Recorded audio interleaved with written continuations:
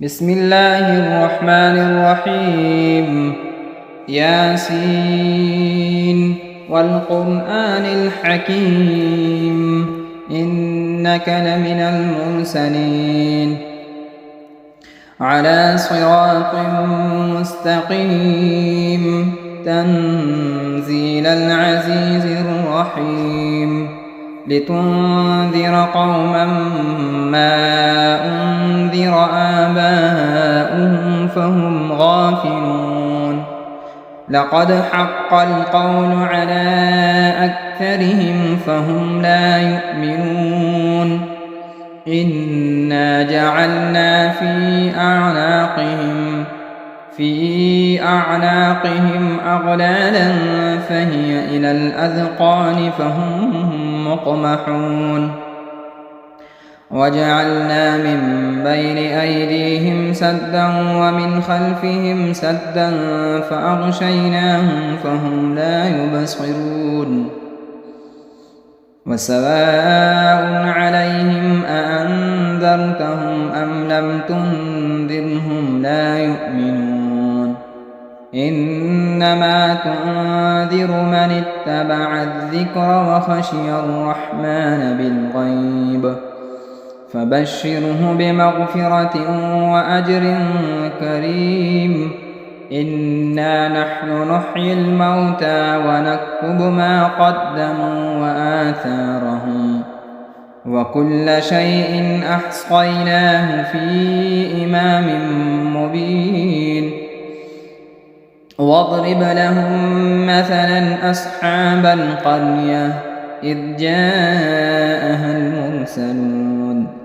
إذ أرسلنا إليهم اثنين فكذبوهما فعززنا بثالث فقالوا إنا إليكم مرسلون قالوا ما أنتم إلا بشر مثلنا وما أنزل الرحمن من شيء إن أنتم إلا تكذبون قالوا ربنا يعلم إنا إليكم لمرسلون وما علينا إلا البلاغ المبين قالوا إنا تطيرنا بكم لئن لم تنتهوا لنرجمنكم وليمسنكم منا عذاب أليم قالوا طائركم معكم أئن ذكرتم بل أنتم قوم مسرفون وجاء من أقصى المدينة رجل يسعى قال يا قوم اتبعوا المرسلين اتبعوا من لا يسألكم أجرا وهم مهتدون وما لي لا أعبد الذي فطرني وإليه ترجعون أأتخذ من دونه آلهة إن يردني الرحمن بضر لا تغن عني شفاعتهم شيئا ولا ينقذون إني إذا لفي ضلال مبين إني آمنت بربكم فاسمعون قيل ادخل الجنة قال يا ليت قومي يعلمون بما غفر لي ربي وجعلني من المكرمين وما أنزلنا على قومه من بعده من جند من السماء وما كنا منزلين إن كانت إلا صيحة واحدة فإذا هم خامدون يا حسرة على العباد ما يأتيهم من رسول إلا كانوا به يستهزئون ألم يروا كم أهلكنا قبلهم من القرون أنهم إليهم لا يرجعون وإن كل لما جميع لدينا محضرون وآية لهم الأرض الميتة أحييناها وأخرجنا منها حبا فمنه يأكلون وجعلنا فيها جنات من نخيل وأعناب وفجرنا فيها من العيون ليأكلوا من ثمره وما عملته أيديهم أفلا يشكرون سبحان الذي خلق الأزواج كلها مما تنبت الأرض ومن أنفسهم ومما لا يعلمون وآية لهم الليل نسلخ منه النهار فإذا هم مظلمون والشمس تجري لمستقر لها ذلك تقدير العزيز العليم والقمر قدرناه منازل حتى عاد كالعرجون القديم لا الشمس ينبغي لها أن تدرك القمر ولا الليل سابق النهار وكل في فلك يسبحون وآية لهم أنا حملنا ذريتهم في الفلك المشحون وخلقنا لهم من مثله ما يركبون وإن نشأ نغرقهم فلا صريخ لهم ولا هم ينقذون إلا رحمة منا ومتاعا إلى حين وإذا قيل لهم اتقوا ما بين أيديكم وما خلفكم لعلكم ترحمون وما تأتيهم من آية من آيات ربهم إلا كانوا عنها معرضين وإذا قيل لهم أنفقوا مما رزقكم الله قال الذين كفروا للذين آمنوا أنطعم من لو يشاء الله أطعمه إن أنتم إلا في ضلال مبين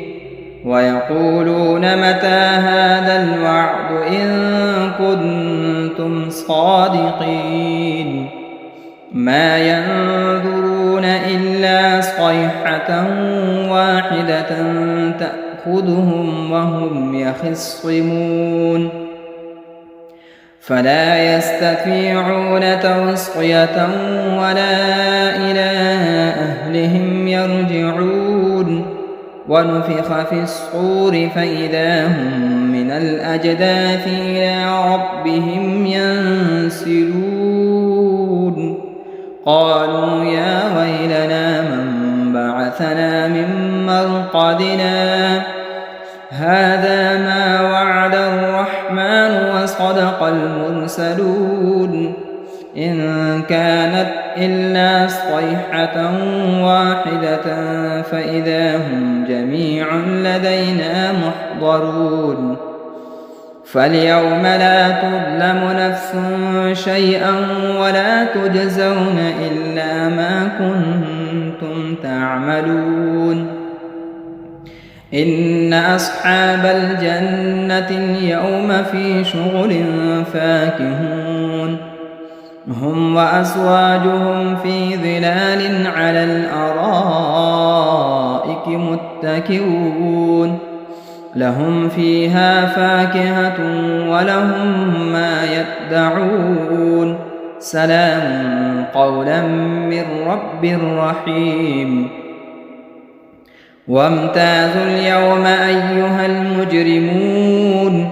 ألم أعهد إليكم يا بني آدم أن لا تعبدوا الشيطان إنه لكم عدو مبين وأن اعبدوني هذا صراط مستقيم ولقد أضل منكم جبلا كثيرا أفلم تكونوا تعقلون هذه جهنم التي كنتم توعدون اصلوها اليوم بما كنتم تكفرون اليوم نختم على أفواههم وتكلمنا أيديهم وتشهد أرجلهم بما كانوا يكسبون ولو نشاء لطمسنا على أعينهم فاستبقوا الصراط فأنى يبصرون ولو نشاء لمسخناهم على مكانتهم فما استطاعوا مضيا ولا يرجعون ومن نعمره ننكسه في الخلق أفلا يعقلون وما علمناه الشعر وما ينبغي له إن هو إلا ذكر وقرآن مبين لينذر من كان حيا ويحق القول على الكافرين أولم يروا أنا خلقنا لهم مما عملت أيدينا أنعاما فهم لها مالكون وذللناها لهم فمنها ركوبهم ومنها يأكلون ولهم فيها منافع ومشارب أفلا يشكرون واتخذوا من دون الله آلهة لعلهم ينصرون لا يستطيعون نصرهم وهم لهم جند محضرون فلا يحزنك قولهم إنا نعلم ما يسرون وما يعلنون أولم ير الإنسان أنا خلقناه من نطفة فإذا هو خصيم مبين وضرب لنا مثلا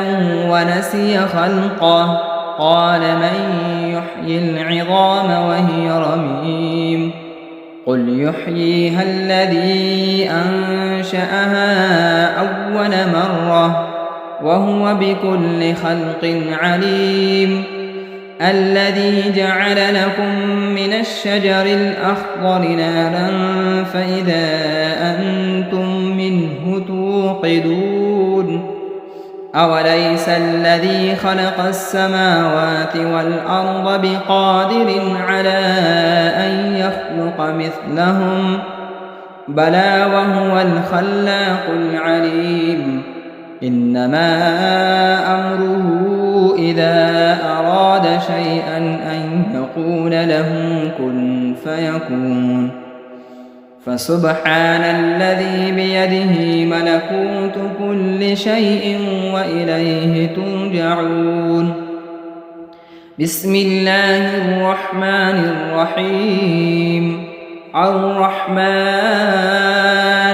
علم القرآن خلق الإنسان علمه البيان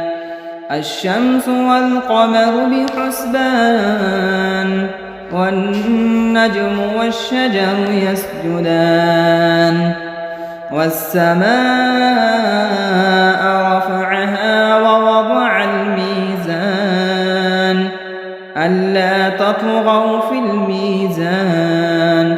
وأقيموا الوزن بالقسط ولا تخسروا الميزان والأرض وضعها للأنام فيها فاكهة والنخل ذات الأكمام والحب ذو العصف والريحان فبأي آلاء ربكما تكذبان خلق الإنسان من صلصال كالفخار وخلق الجان من مارج من نار فبأي آلاء ربكما تكذبان رب المشرقين ورب المغربين فبأي آلاء ربكما تكذبان مرج البحرين يلتقيان بينهما برزخ لا يبغيان فبأي آلاء ربكما تكذبان يخرج منهما اللؤلؤ والمرجان فبأي آلاء ربكما تكذبان وله الجوار المنشآت في البحر كالأعلام فبأي آلاء ربكما تكذبان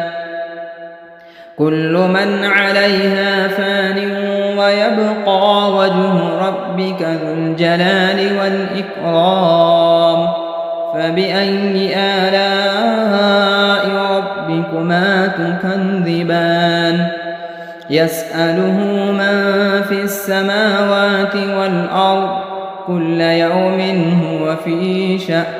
فبأي آلاء ربكما تكذبان سنفرغ لكم أيها الثقلان فبأي آلاء ربكما تكذبان يا معشر الجن والإنس إن استطعتم أن تنفذوا من أقطار السماوات والأرض فانفذوا لا تنفذون إلا بسلطان فبأي آلاء ربكما تكذبان يرسل عليكما شؤاد من نار ونحاس فلا تنتصران فبأي آلاء ربكما تكذبان فإذا انشقت السماء فكانت وردة كالدهان فبأي آلاء ربكما تكذبان فيومئذ لا يسأل عن ذنبه إنس ولا جان فبأي آلاء ربكما تكذبان يعرف المجرمون بسيماهم فيؤخذ بالنواصي والأقدام فبأي آلاء ربكما تكذبان هذه جهنم التي يكذب بها المجرمون يطوفون بينها وبين حميم آن فبأي آلاء ربكما تكذبان ولمن خاف مقام ربه جنتان فبأي آلاء ربكما تكذبان ذواتا أفنان فبأي آلاء ربكما تكذبان فيهما عينان تجريان فبأي آلاء ربكما تكذبان فيهما من كل فاكهة زوجان فبأي آلاء ربكما تكذبان متكئين على فرش بطائنها من استبرق وجنى الجنتين دان فبأي آلاء ربكما تكذبان فيهن قاصرات الطرف لم يطمثهن إنس قبلهم ولا جان فبأي آلاء ربكما تكذبان كأنهن الياقوت والمرجان فبأي آلاء ربكما تكذبان هل جزاء الإحسان إلا الإحسان فبأي آلاء ربكما تكذبان ومن دونهما جنتان فبأي آلاء ربكما تكذبان مدهامتان فبأي آلاء ربكما تكذبان فيهما عينان نضاختان فبأي آلاء ربكما تكذبان فيهما فاكهة ونخل ورمان فبأي آلاء ربكما تكذبان فيهن خيرات حسان فبأي آلاء ربكما تكذبان حور مقصورات في الخيام فبأي آلاء ربكما تكذبان لم يطمثهن إنس قبلهم ولا جان فبأي آلاء ربكما تكذبان متكئين على رفرف خضر وعبقري حسان فبأي آلاء ربكما تكذبان تبارك اسم ربك ذي الجلال والإكرام بسم الله الرحمن الرحيم إذا وقعت الواقعة ليس لوقعتها كاذبة خافضة رافعة إذا رجت الأرض رجا وبست الجبال بسا فكانت هباء منبثا وكنتم أزواجا ثلاثا فأصحاب الميمنة ما أصحاب الميمنة وأصحاب المشأمة ما أصحاب المشأمة والسابقون السابقون أولئك المقربون في جنات النعيم ثلة من الأولين وقليل من الآخرين على سرر موضونة متكئين عليها متقابلين يطوف عليهم ولدان مخلدون بأكواب وأباريق وكأس من معين لا يصدعون عنها ولا ينزفون وفاكهة مما يتخيرون ولحم طير مما يشتهون وحور عين كأمثال اللؤلؤ المكنون جزاء بما بما كانوا يعملون لا يسمعون فيها لغوا ولا تأثيما إلا قيلا سلاما سلاما وأصحاب اليمين ما أصحاب اليمين في سدر مخضود وطلح منضود وظل ممدود وماء مسكوب وفاكهة كثيرة لا مقطوعة ولا ممنوعة وفرش مرفوعة إنا أنشأناهن إنشاء فجعلناهن أبكارا عربا أترابا لأصحاب اليمين ثلة من الأولين وثلة من الآخرين وأصحاب الشمال ما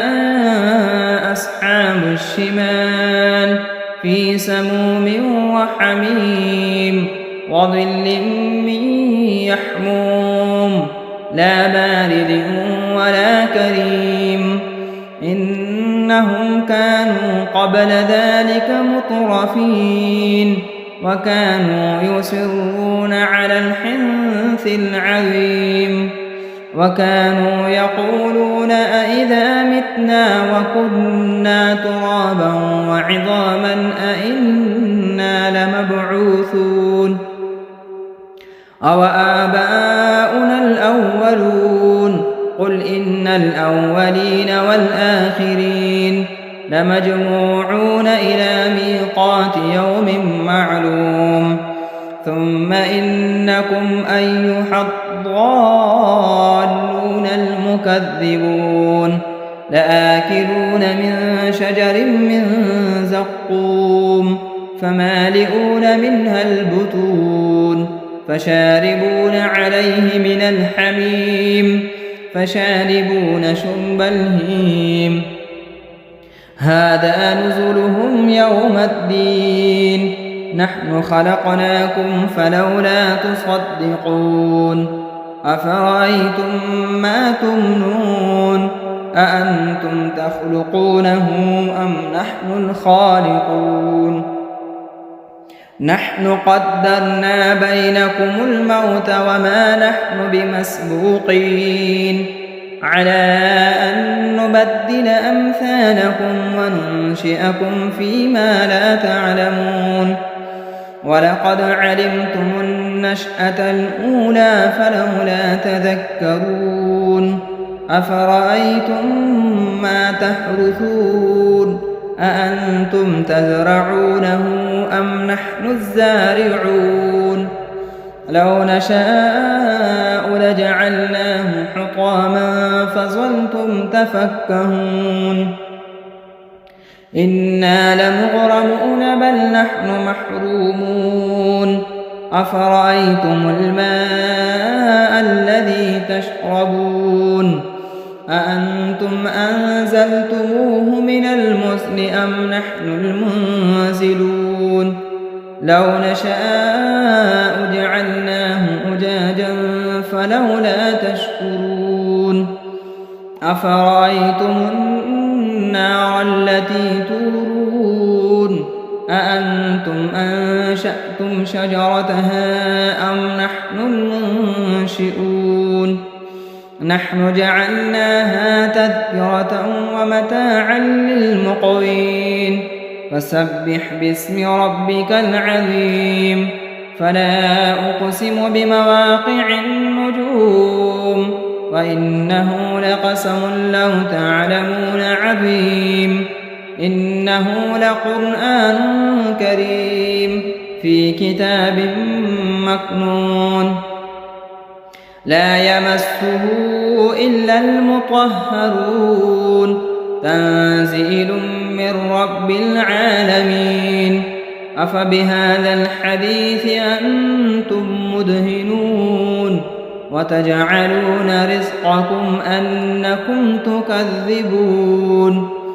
فلولا إذا بلغت الحلقوم وأنتم حينئذ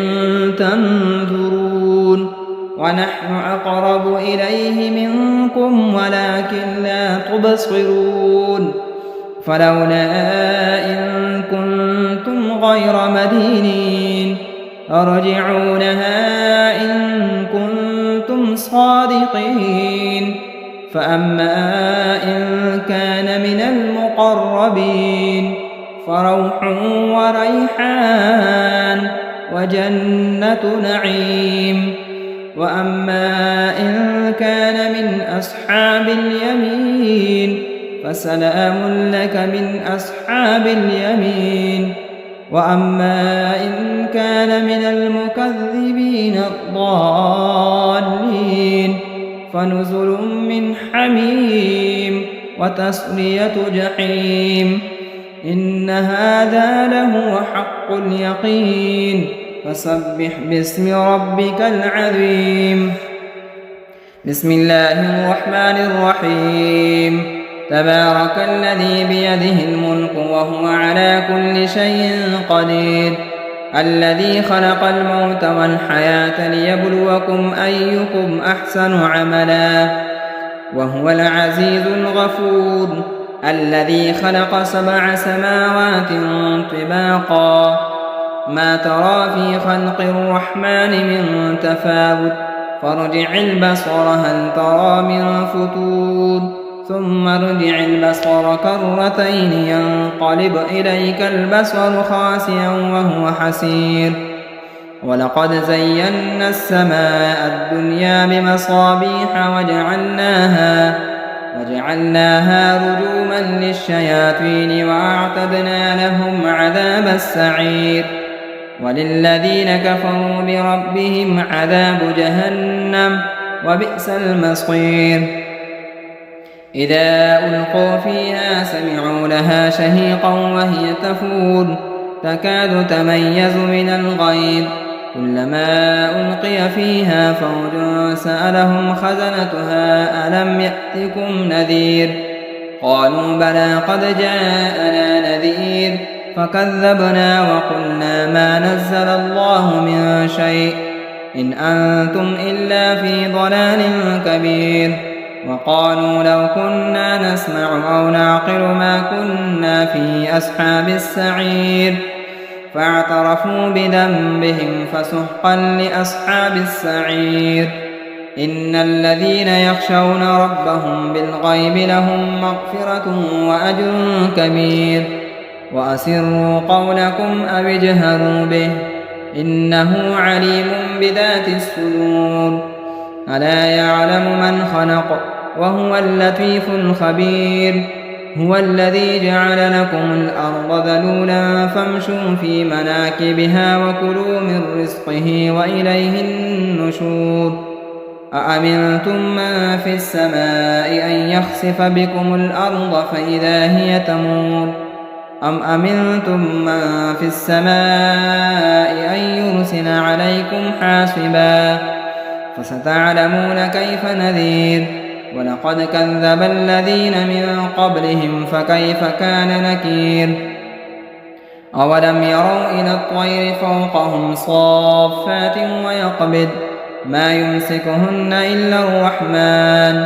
إنه بكل شيء بصير أمن هذا الذي هو جند لكم ينصركم من دون الرحمن إن الكافرون إلا في غرور أمن هذا الذي يرزقكم إن أمسك رزقه بل لجوا في عتو ونفور أفمن يمشي مكبا على وجهه أهدى أمن يمشي سويا على صراط مستقيم قل هو الذي أنشأكم وجعل لكم السمع والأبصار والأفئدة قليلا ما تشكرون قل هو الذي ذرأكم في الأرض وإليه تحشرون ويقولون متى هذا الوعد إن كنتم صادقين قل إنما العلم عند الله وإنما أنا نذير مبين فلما رأوه زلفة سيئت وجوه الذين كفروا وقيل هذا الذي كنتم به تدعون قل أرأيتم إن أهلكني الله ومن معي أو رحمنا فمن يجير الكافرين من عذاب أليم قل هو الرحمن آمنا به وعليه توكلنا فستعلمون من هو في ضلال مبين قل أرأيتم إن أصبح ماؤكم غورا فمن يأتيكم بماء معين صدق الله مولانا العظيم.